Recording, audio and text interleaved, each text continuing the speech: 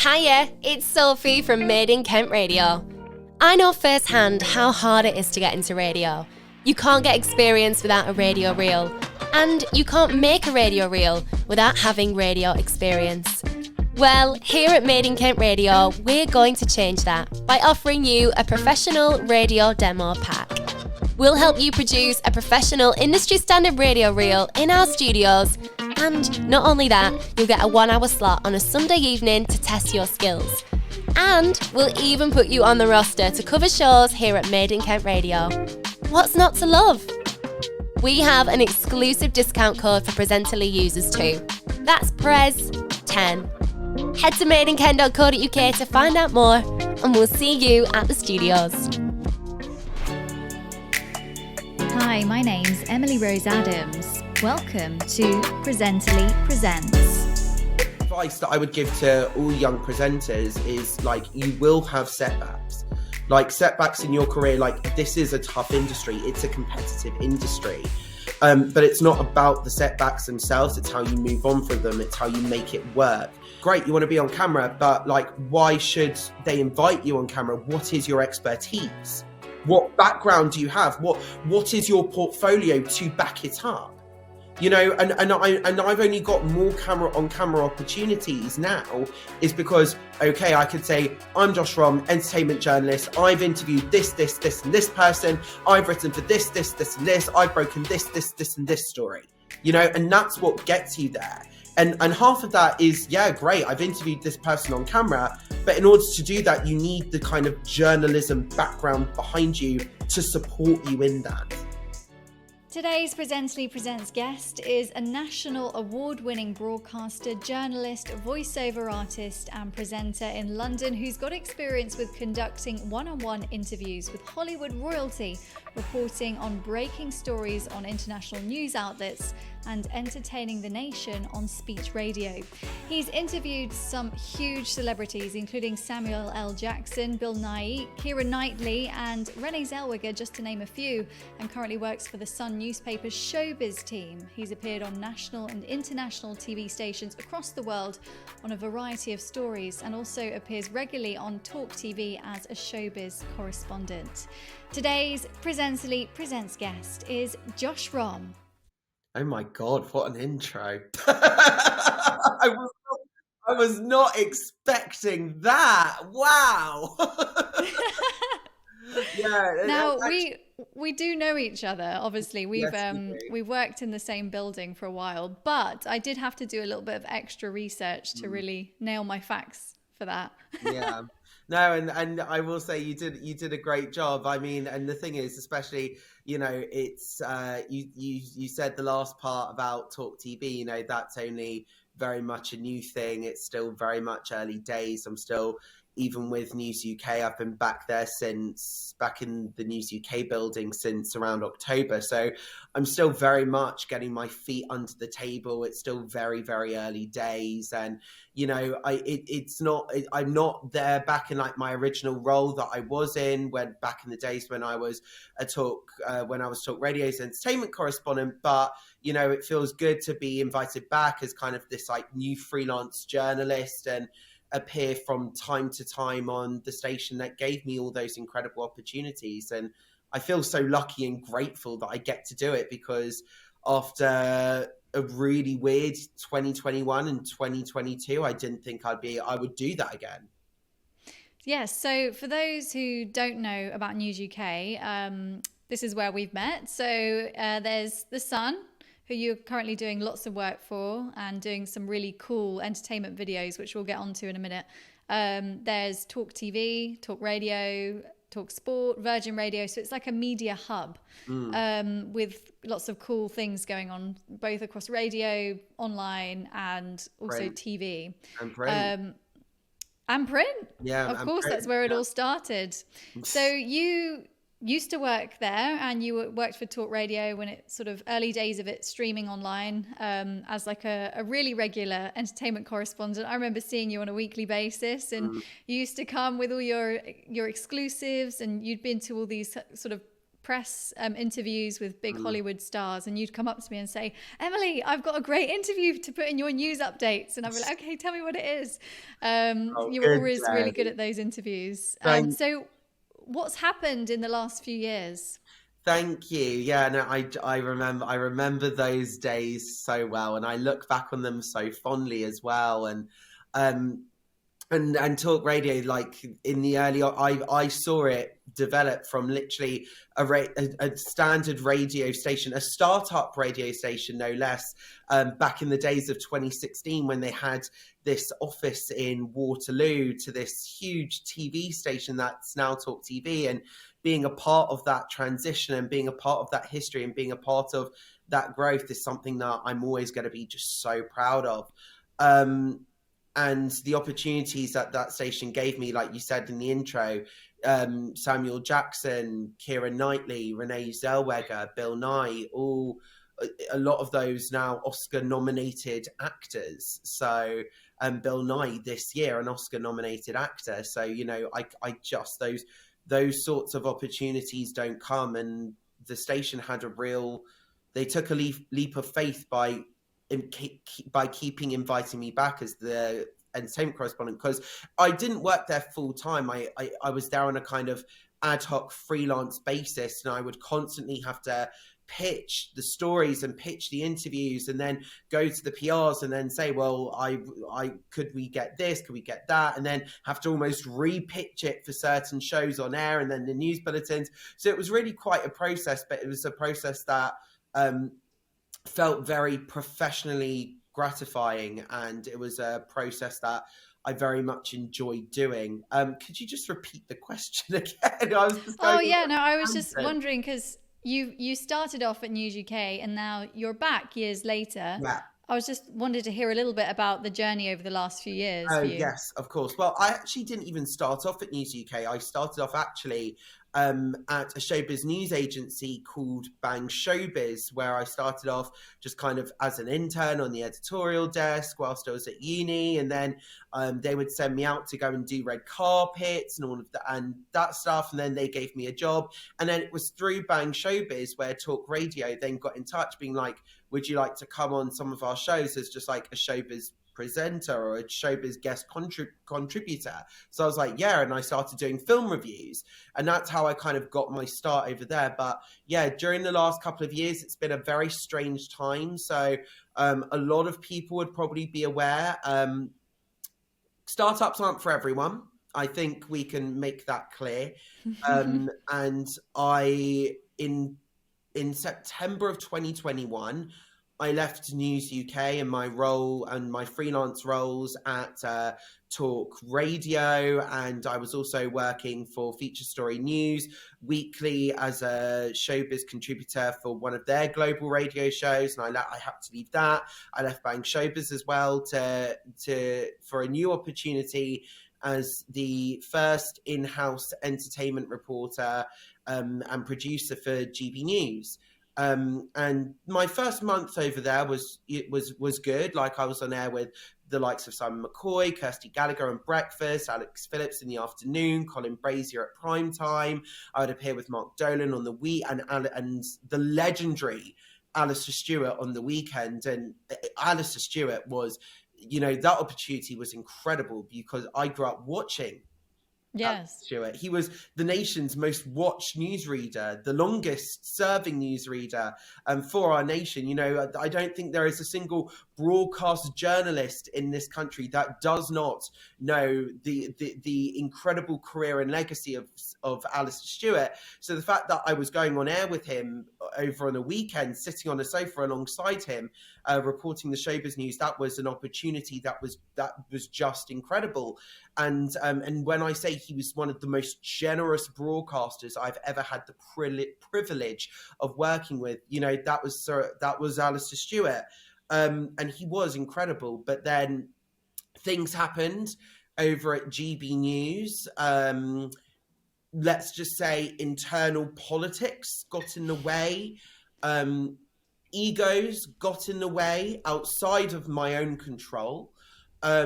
Some people don't take to some people. one thing led to another, and I was forced to undergo a period of going off air for a while, again outside of my control. Wasn't really involved in any proper consultation either, not properly. And it didn't happen over time. There wasn't like a process. It was literally, and I didn't do anything wrong either. Like there were my stuff always fact checked. I was working with producers on feedback. I was producing my own segments, and I was doing everything to the best of my ability. Nothing was wrong. I didn't get any Ofcom complaints or anything like that. Journalistically, all my work I made sure was absolutely sound. And it was a case of, it was a massive, it turned out to be what I joined in the hope of what I thought was going to be a great opportunity. And for the first month, I was having the time of my life. Yes, there were some problems bubbling underneath the surface, but they didn't exactly come up to the forefront until a month and a half in, or at least a month in. And then there was 2 weeks of kind of purgatory. And then it kind of all came to the surface, and it was a massive, massive setback for me. And it derailed my career massively, to the point, like, I was working there for 4 months, some of the worst 4 months of my entire life. To the point where I don't even like mentioning that company by name. Have I even mentioned the company by name? I think you did at the start, yes. Yeah, so like to the point where I don't like mentioning the company by name. I find it really quite traumatic. And, I even still, if truth be told, when I've come back to News UK and I'm doing all my video roundups, even it's weird because I'm now exploring another chapter of my career where I'm also doing much more when it comes to royal broadcasting. I've got a load of contacts up my sleeve in the royal world, in royal circles, former insiders, historians, biographers, you name it. I've interviewed some very high profile royal, or at least personalities connected to the royals. And, I've been exploring that side of things, and it's very weird because that side of my career, I'm absolutely confident, can talk about it forever. But even recently, when I've been doing my roundups for The Sun, and when I've been back at News UK, and when I've been doing stuff globally as well on like Israeli television and American TV, when it comes to the entertainment world, I've been feeling quite hesitant. My confidence has been knocked massively when it comes to presenting showbiz on air. And, that was due to my experience at the other startup. I'm really sorry to hear you went through that. That sounds like a really traumatizing experience. Thank you for being so open. It's really nice and refreshing to hear people talk about this stuff, because I think when you're a viewer to channels and you don't know, you'd have no idea that these kind of politics go on behind the scenes. And it just sounds obviously very troubling for you that you went through that, and you weren't kind of... Can I tell you what? That was part of the worst thing, because I had viewers messaging me on a weekly basis for at least 2-3 months being like, where have you gone? Where are you? And I couldn't respond. I wanted to respond. I wanted to tell them everything that was going on. But at the same time, I didn't want to lose a job. I didn't want to lose employment. And actually at the time, because, I think when it comes to GB News, there are misconceptions about it as a brand. But I also think there is a kind of toxic nature attached to it. Sometimes correctly, sometimes incorrectly, but I think the market views it in a certain way. So, I when I was there, I had that mindset of, oh my God, like now that I'm here, I'm always going to be associated with this. Who's going to want to touch me now that I'm here? And, coming off that and jumping heads first back into freelancing, I'm actually realizing that that part of my career doesn't define me. And yes, it's part of my career, it's a chapter of my career, but it's not who I am as a person. And that's been something that I've realized over time. But at the same time, it didn't make things traumatic. At the time, I didn't want to lose my job there. Mm-hmm. You know, at the time, it was employment. It was a stable income. So, you know, I had viewers messaging me all the time going, I miss you. There was even a podcast that I listened to that literally would review episodes of The Great British Breakfast. And when I was asked to be booking my own showbiz cover, and this podcast host would ask, where's Josh Rom? There's another journalist. He's not there. Where is he? Where's he gone? And I would just wish I could answer going, I'm here. I just can't. It's not my decision. Don't blame me. I would love to do it. But, you know, it's something that, unfortunately, it came from the top. And can I just say, I had incredible support by my colleagues, both in the newsroom and some of the presenter colleagues were amazing. Like Eamon Holmes was an incredible support to me. Dan Wootton, an amazing support to me. You know, Alex Phillips, and we're very good friends. You know, that her exit is, you know, that's her story. I won't go into details about that. But, you know, I had incredible support from colleagues within the newsroom. And that's when I knew, okay, no, you have to move on here. You are being creatively stifled.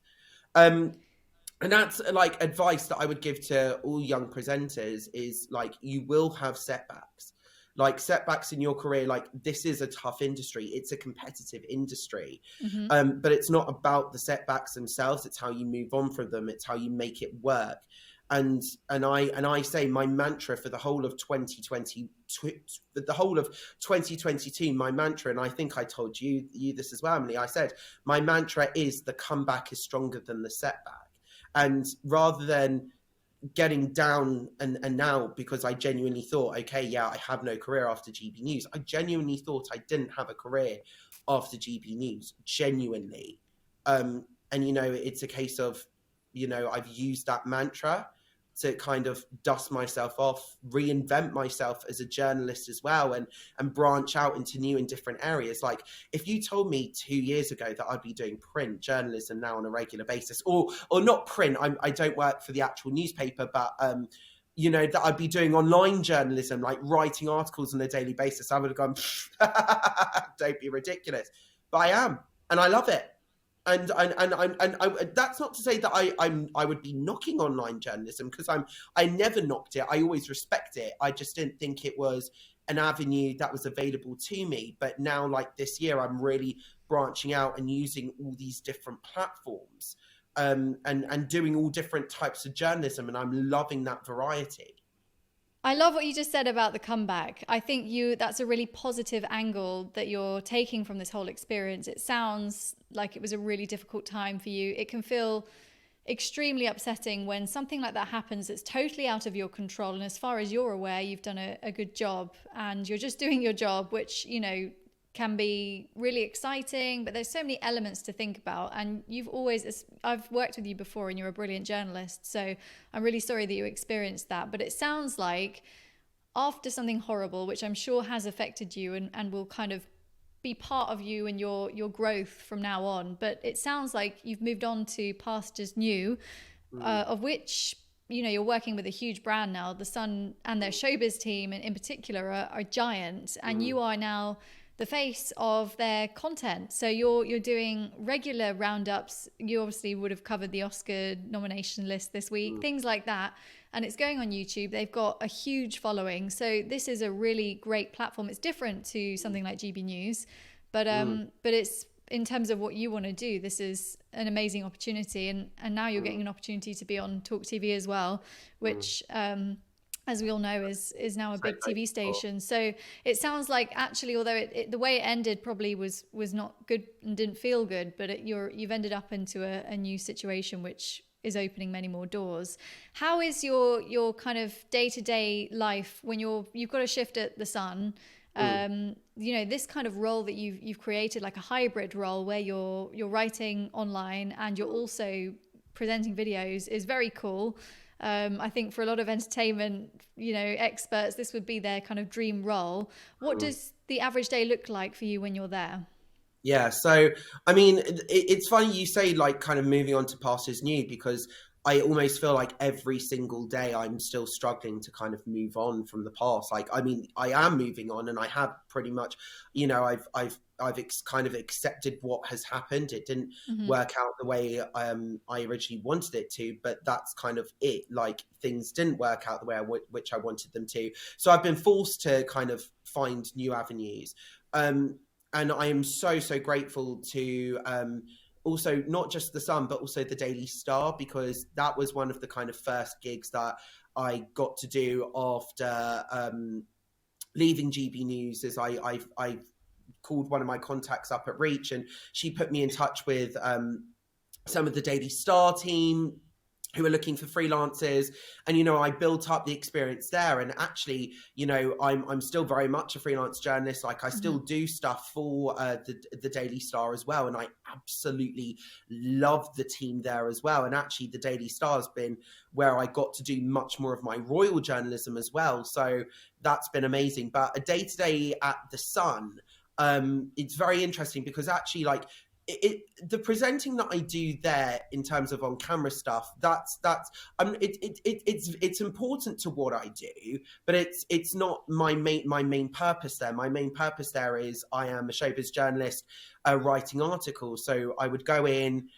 You know, there are several different shifts, but my main shift, I'm mostly there doing 8 a.m. till 5 p.m. So I write there. We all have to get a story live by 9 p.m. And then there's conference at 9:30. So it's a case of you go there, there's like a load of stories that haven't been done from the night before, or a load of stories that we know that are going to do well, like, or glam pictures from America that we get in overnight that we'll write about, get articles out quickly. Then we scroll through social media, through all like the celebrities that we know do well traffic wise, see what they're getting up to, see if there are any stories there. Also, if you have exclusives from the previous night, such as any red carpet or event. So last night, for example, I went to the gala opening or reopening, I should say, of Dirty Dancing the musical. Loads of celebrities there, former Love Island stars, Apprentice stars. So I got chatting to them. So again, you know, kind of going through that, you know, transcribing those interviews, pitching those exclusives to the editor, who will then get the list together for conference and then pitch them out. And then that's when you get writing throughout the day. And then when it comes to roundups, you know, I'm one of the main faces now, I would say, but, you know, as a freelancer, I wouldn't say I'm the face, and there are very much other faces there alongside me, like a journalist called Charlotte Hume, we call her Lottie Hume, and Amanda Devlin are also, they present also quite regularly other roundups and stories on the Sun Showbiz YouTube as well, and they're absolutely phenomenal at doing so. And, you know, there's like a good couple of us, and we work with the separate video team on either doing kind of weekly generic kind of showbiz bulletin style roundups where we go through 3 stories.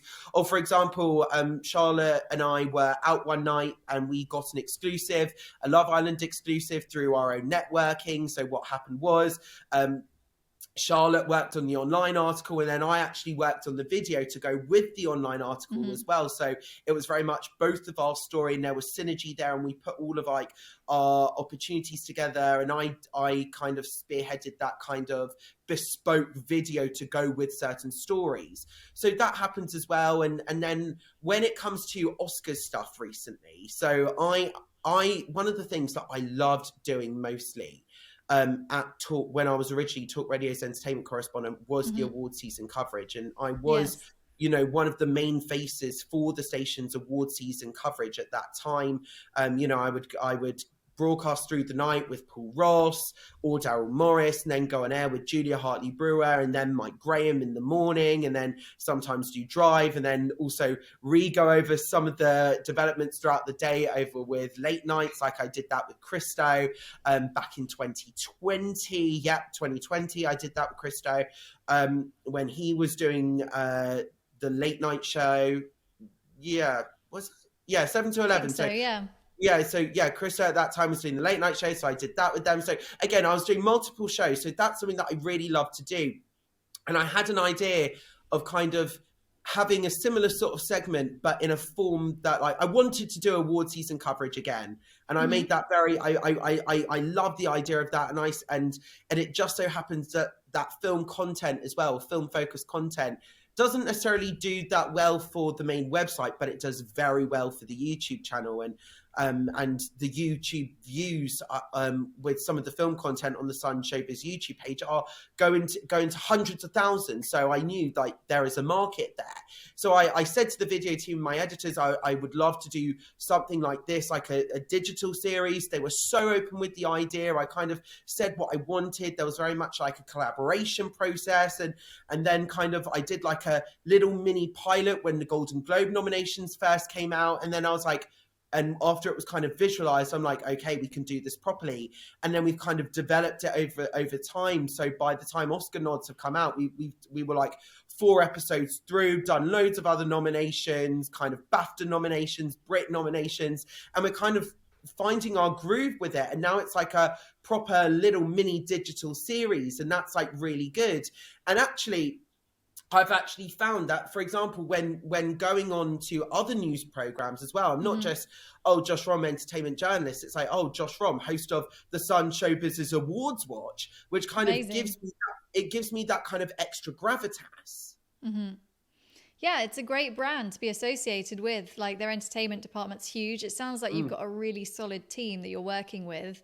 The team's amazing there, and actually, I will say the Daily Star Showbiz team as well. Both, like the Sun, nobody does showbiz like the Sun, but the Daily Star is amazing, and both of the online teams that I've been working with at both of the places are some of the hardest working journalists, some journalists with integrity, but also such fun people as well, such incredible people that make me want to raise my game as a journalist on a daily basis. And I also think that's important as well, having colleagues that you can feed off and you all encourage each other, you all support each other, but there is that slight element of competition that makes you want to be better as well. But both teams that I've been working with, the Sun and the Daily Star, have been incredible. And actually, when I've had such a confidence knock from my previous employer before that, during 2021 and 2022, to go from that to such incredible supportive teams, that has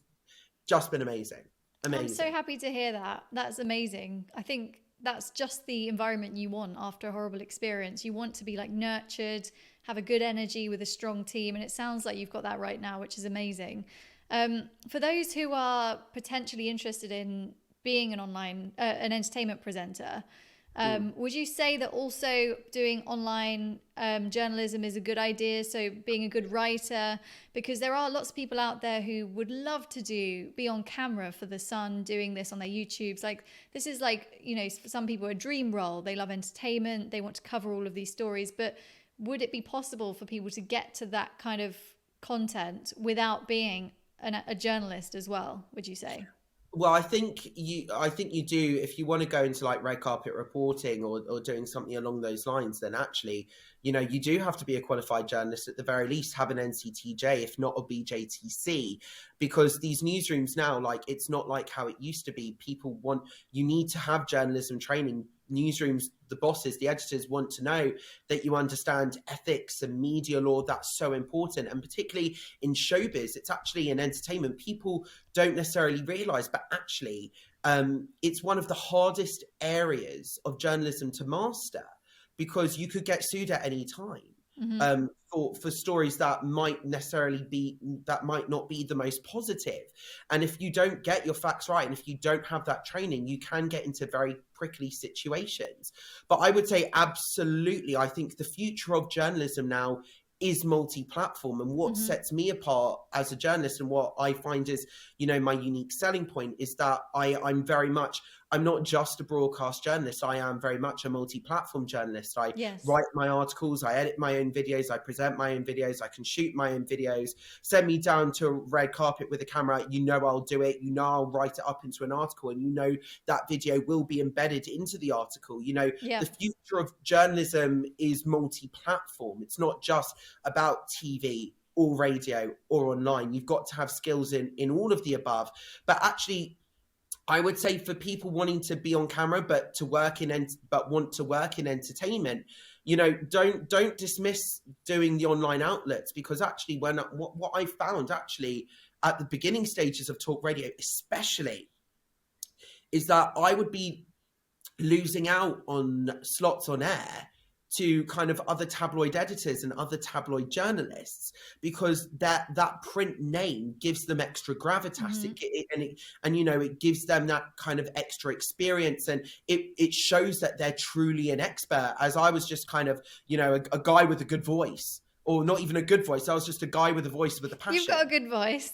I mean, some people will say otherwise, but it's a case of like, I was just a guy with a voice with a passion trying to get into it. And actually, yes, I built up the experience by reporting, by going out to red carpets and junkets. And, I very much went in with a content first approach, and, I would let my work speak for itself. But at the same time, during those early stages back in 2018 and 2019 especially, I wouldn't be invited onto the drive time show because the assistant showbiz editor of The Sun on Sunday or the assistant editor of the Bazaar column would always get preference because they work for a paper, and the paper gives them that extra gravitas. Definitely. And now that I've worked for multiple outlets, multiple publications, and not just fronting video content for them, but I actually have my name online in print, so to speak, but it's it's online. But even still, my name is on byline. My name, I've got hundreds of bylines now on articles that I personally wrote. Lots of them are exclusive stories that I've personally got as well. That shows, okay, he's not just a guy wanting to report now. He actually he's doing the job. He's the real deal. He's working in this daily, rather than just kind of wanting to do it. I don't know, but camera. There's a lot of people I think who just want to get on camera and they haven't really thought about how to get there. They're just like, I want to be on TV and I want to talk about entertainment. You've got to cut your teeth first. You've got to cut your teeth, and the thing is, you've got okay, great, you want to be on camera, but why should they invite you on camera? What is your expertise? Yes. What background do you have? What is your portfolio to back it up? And I've only got more camera opportunities now is because, okay, I could say, I'm Josh Rom, entertainment journalist. I've interviewed this, and this person. I've written for this, and this. I've broken this, and this story, and that's what gets you there. And half of that is, great, I've interviewed this person on camera. But in order to do that, you need the kind of journalism background behind you to support you in that. Definitely. And you're such a hard worker. You really are the full package. You go out there, you find these stories, you write them up, you present them. You've done it all for a long time. So your experience is just getting bigger and bigger every year. And when I met you, you were interviewing these huge, A-list celebrities. And I would be like, what? Why do you get to do that? And I don't. That sounds amazing. I remember you, as I said, you would come with a package and you would say, I've just been interviewed Keira Knightley. And here it is. Here I've cut up the best 3 clips and I've written you some scripts. And I thought, well, that's brilliant. And here's the news lines. And that's the thing. You've got to, you can't just wait for these opportunities to come to you. I've always gone with the mindset of, in this industry, you have to be proactive, you have to pitch, and you also have to have that kind of new sense of what will work. And also, most importantly, you've got to understand an audience. I think one of the reasons why I lasted so long at talk radio was because I grew to love the audience, and I grew to know what they're about, and I grew to understand what they liked and what they didn't, what they wanted to hear and what they didn't. And certain celebrities I would have to turn down because it wouldn't match the audience. I will never forget, during the pandemic, I turned down an interview with Jennifer Garner, the Jennifer Garner. No. Yeah, I had to turn it down because the sort of film that she was doing just wouldn't necessarily go with the show. Sorry, who gets offered an interview with Jennifer Garner and turns that down? No, because you have to cater to what the audience likes. And so it's about that. It's understanding the audience. It's being proactive, and and that's the thing. Actually, the fact that I would come with you with a fully packaged idea, going, I've interviewed this celebrity. This is why it's important. These are the clips. these are the news lines that I recommend going into. You know, as a newsreader and as a fellow journalist, that's your dream, because rather than you having, because you're busy cutting clips up from like this sergeant talking about this murder and this MP making this statement in Parliament, you know, so if you're, you know, entertainment is often an afterthought for people working in hard news. Yes, it's important, but it's one of those things where actually, if you bring it to the forefront, that's how it stands more like more of an opportunity to get on air, as if you put in that hard graft, and that is the main thing. You've got to be proactive. And having a nice entertainment story towards the end of your bulletin, the and finalies, as we call them, a nice sort of uplifting and slightly different story with a different tone, it can be really good, and it just sort of adds another level to your news bulletin. So I was always very happy when you suggested those things as an option. But as I said, you've interviewed some huge people. We spoke about them before, which is like crazy for most people. I watched your show reel, and you come across so like laid back, fun. You're managing to make the actors laugh, which is like what we need, especially if you want to put it on TV. You want those lines where you've got some personality out of these people, because we don't really know who these actors are. We see them in films, we see the characters, but we all just want to know, who are they? And you do a really good job of finding out these facts and bringing their personality onto camera, which is really nice. But I imagine it's quite a high-pressured situation. How do you find it? Do you kind of deal with the nerves well, or is it stressful? See, that's the thing. I love it, and the only time I've ever been starstruck in my entire life has been when I actually haven't been working, and it's been with a football star. Like me getting starstruck with a footballer. Like who would have thought? Like, yeah, put me one-on-one in front of Keira Knightley. Sure, no problem. We'll have a nice chat. Put me in front of Thierry Henry. I'm like, Thierry, hi. Like, it was so unexpected. So unexpected, but it's because like I kind of like I idolized him as like a child. But yeah, no, listen, it is a highly pressurized situation. Red carpets especially, they're not easy. They're not easy things. Like people see the glamour of it and they think, oh, brilliant, a premiere. But no, you've got PRs tapping you, going, come on, like hurry up with your time. You know, there's also certain kind of unwritten rules. There's certain boundaries that you can't cross. And if you do cross those boundaries, you may or may not get blacklisted from future events. You know, it is a very highly pressurized situation, but I love it. That's actually my favorite. I've always said this. My another mantra, aside from the comeback is stronger than the setback. My original mantra is: the red carpet is my happy place, the junket is my happiest place, and the booth or studio is my haven. So red carpets I find really fun, really pressurized situations, but there's nothing better than getting that line out of a celebrity, and you know you've got that line, and then you run it on air. There's no better feeling.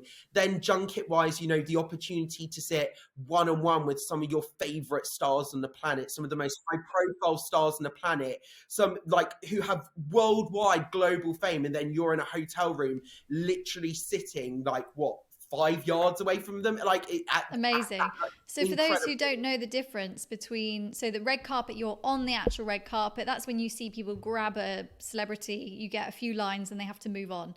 But the junket is when you're sat there in more of an intimate setting, just the two of you, cameras, and this is where you really get to know them. Well, the thing is, you say it's intimate because you guys are on camera and all the lights are on you, but actually there's probably a good 4 people in the room with you. 2, depending on the size of the junket and depending on the film and the budget of the movie studio, you'll have 2 camera operators, sometimes even 3 camera operators in some junkets.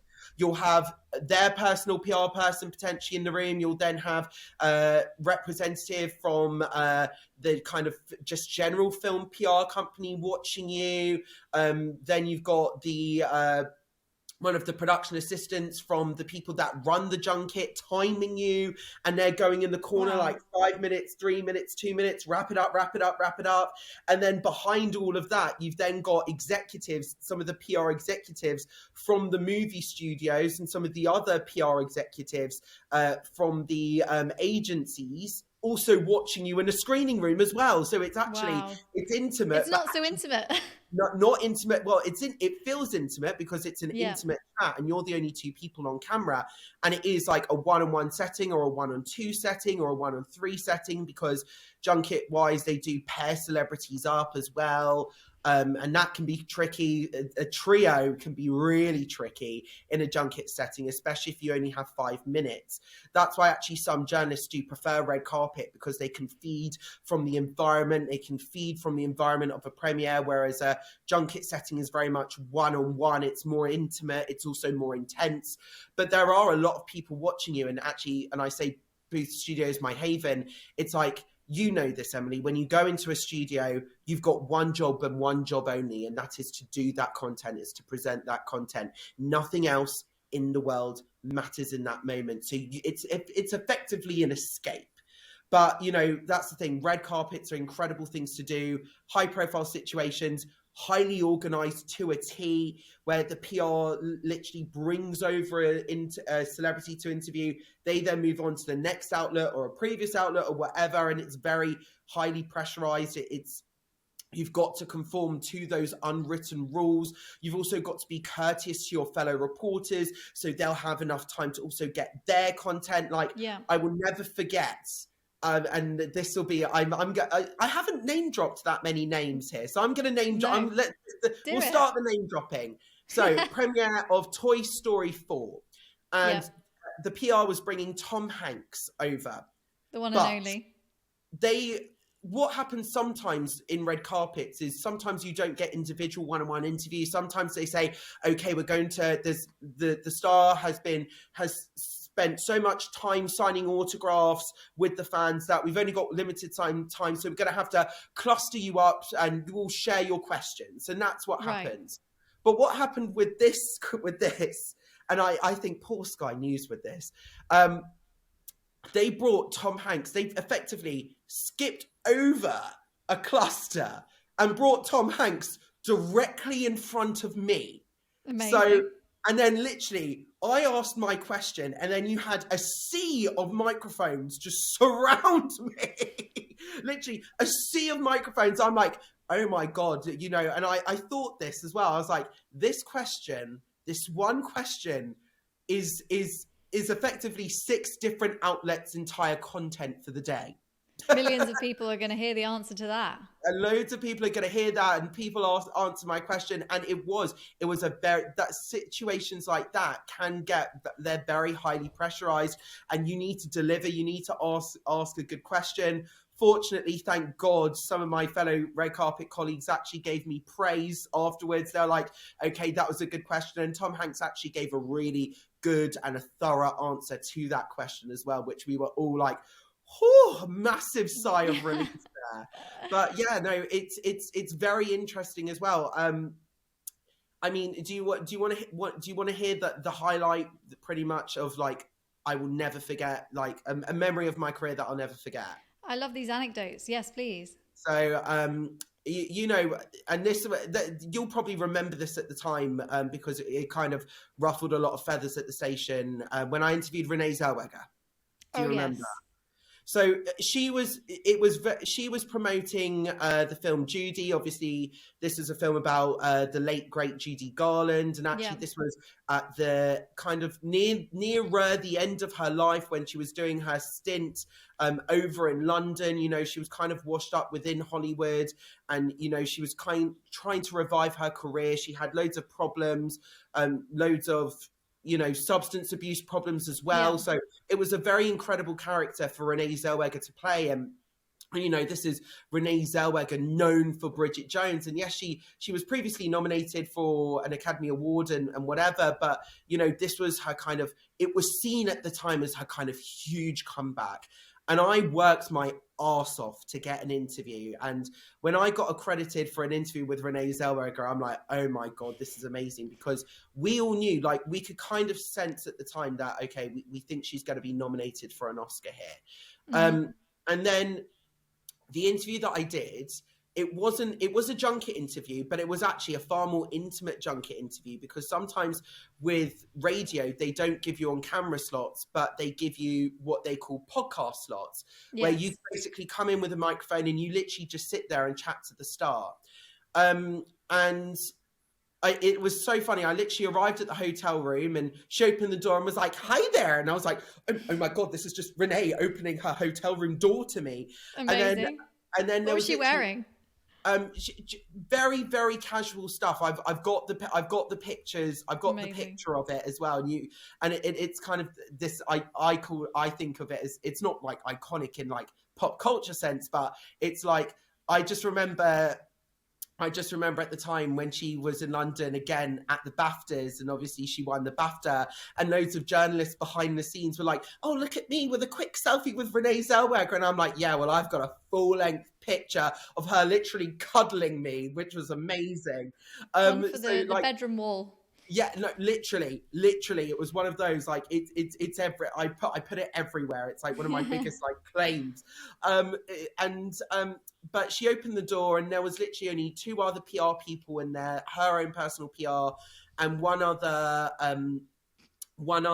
woman from the PR agency who was handling the publicity campaign for the film. And then they were like, "Okay, you've got 5 minutes," but she was enjoying the interview so much that they didn't ever tell me to like say, "Oh, 3 minutes," whatever. They never wrapped up the interview. And before I knew it, it was 10 minutes later, I'd comfortably asked all the questions that I wanted to ask, because quite often you'll plan loads of questions, and in junkets, if you got 4 or 5 minutes, you only get to ask 2, 3, maybe 4 questions at max. So you've got to choose your questions wisely. But with this, I was like, hang on, I've gotten through like a lot of stuff here, like a lot of questions that I wanted to ask quite comfortably. And I finished off the interview, and it was just amazing. And then afterwards, we sat there just chatting about the film for an extra 15 minutes after that, which was just like unbelievable. And then listen to this. So after the interview ended, I was then packing up like my cables and whatever, and she started coiling the cable. And I said, "Renee, what are you doing? You don't have to do that." And she then said, "Oh, please, I have a Swedish brother. He would kill me if I didn't." But I'm like, oh my God, brilliant. Here is Renee Zellweger, sorry about the French, helping me pack up for my interview after basically sitting down, having a cup of tea with her for half an hour. And like, what a babe. And her PR woman was like, and I heard stories from other journalists about the TV day the day before.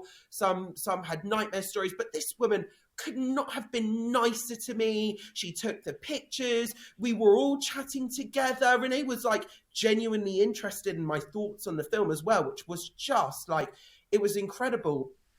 And then, the interview was then picked up by the Daily Mail Online as well, after it went out, it went out on bulletins, it went out during shows. We used it a lot during award season as well. And then she won the Oscar for that role. So I was like, holy God, I've actually interviewed an Oscar-winning actress for the part in which she won an Oscar for a national radio station in the UK. It doesn't really get better than that. And the interview was picked up by the showbiz press, by the national showbiz press in the UK as well. Oh my God, it just does not get better than that. That is an absolute career highlight, which I'm sure will be hard to beat. And it's nice hearing these stories of celebrities being lovely, because I feel like there are too many stories that you hear of celebrities not being very nice behind the scenes. So she sounds like such a sweetie. And I'm sure it was really refreshing. There was one story that I actually told on air, which I'll share on here as well. Yeah. And that was my interview with Stormzy. Now, it's well known that Stormzy doesn't really like doing that much press. Oh, really? He doesn't, not really. And I was at the Ivor Novello Awards, and this was for Bang Showbiz. And I was at the end of the carpet, and literally, all I wanted to do was literally just get a soundbite for Stormzy for our feeds, for the fans, just like a quick soundbite. Yeah. And I threw him a softball question. All intents and purposes, it was a softball question. I was at a music event, and I asked him a music-related question. I said, "How is your second album going to be different than the first?" And he just went, "I don't know what you're talking about." And I was like, "What do you mean?" And he just went, "How is your second album going to be different than the first?" And I said, "How is your second album going to be different than the first?" And he just went, "I don't know what you're talking about." And I was like, "What do you mean?" And he just went, "I don't know what you're talking about." and then walked off. Oh no.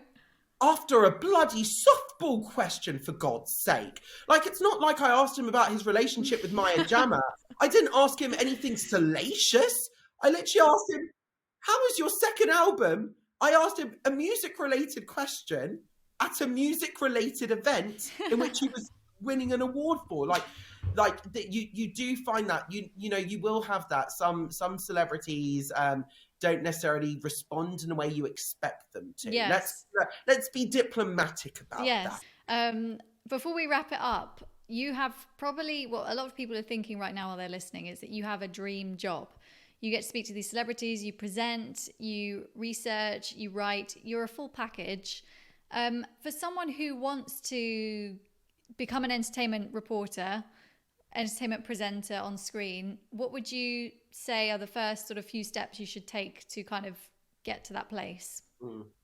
Well, I mean, some people think of it as a dream job. I mean, if you saw my bank account balance, you would not think it's a dream job. I'll tell you that right now. Real talk. And I always and the one thing is in showbiz, there's always going to be people that get an interview that you don't, and there's always going to be people that are working in places that you would want to work at. So you're always going to have that imposter syndrome. You're always going to have the thing of, oh, I'm not doing enough, of, oh, I didn't get that interview. Oh, there are people working at better outlets that I am, or like doing different things. Like, for example, I look at some of the people reporting at like the big TV outlets and I think, oh, well, I want to be doing that, you know? Yeah.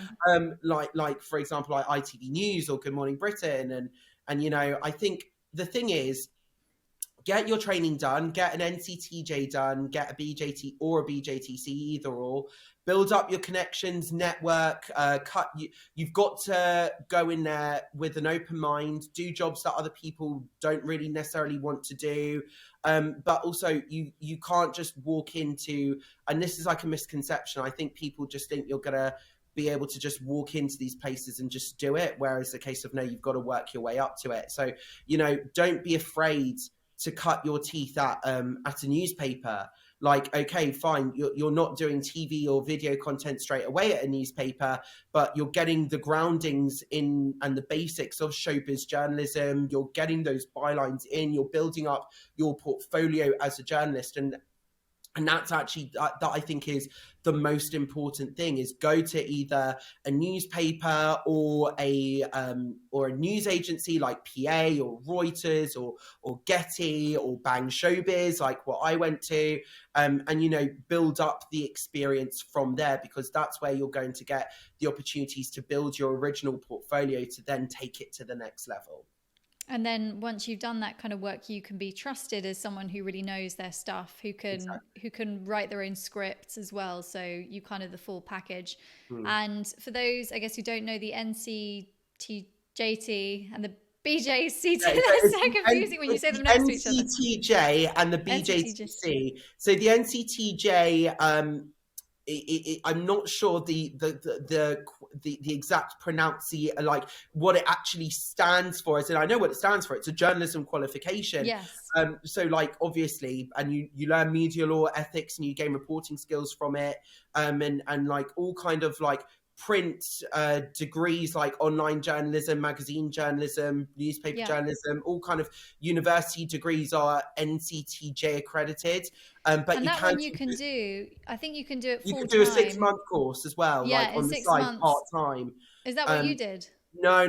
I did 3 years at the University of Nottingham, doing classical civilization. Alongside that, I did student media, which I did student TV, student radio, and I wrote a couple of online articles for the student magazine. I also wrote a few opinion pieces for the Tab as well. At the same time, I interned for the local TV station, Notts TV, up in Nottingham as well, eventually working my way up there to become a production assistant in my second year and in my third year as well, where I got paid for my work there. I'd be sent out on Vox Pops and all that stuff. Would film ULAs or OOVs, depending on what newsroom you're in, for the weekend news bulletins, would be in the gallery, also floor managing, kind of doing it all. And then would also go out, do Vox Pops, do mini packages. But again, like when you're in these environments, you'd have to pitch your own stories and kind of be proactive about it.